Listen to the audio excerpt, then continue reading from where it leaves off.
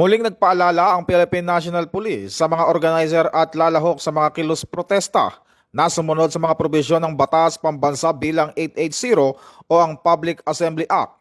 Sa ilalim ng batas, kinakailangang kumuha ng permit mula sa lokal na pamahalaan para sa mga pampublikong pagtitipon na isasagawa sa mga pampublikong lugar. Gayunman, hindi kailangang kumuha ng permit kung ang pagtitipon ay isasagawa sa isang Freedom Park.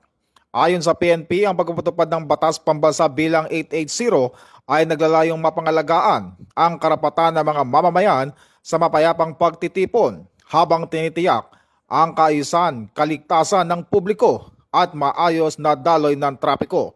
Kasabay nito, tinitiyak ng pulisya na kikilos ito nang may paggalang sa karapatang pantao at alinsunod sa umiiral na batas. Mula po dito sa Campo Crame, ako po si Patrolman Adrian Dayaw nagbabalita para sa Police News Network. Alagad ng batas, tagataguyod ng Balitang Pulis, ang bagong PNP para sa bagong Pilipinas, serbisyong mabilis, tapat at nararamdaman.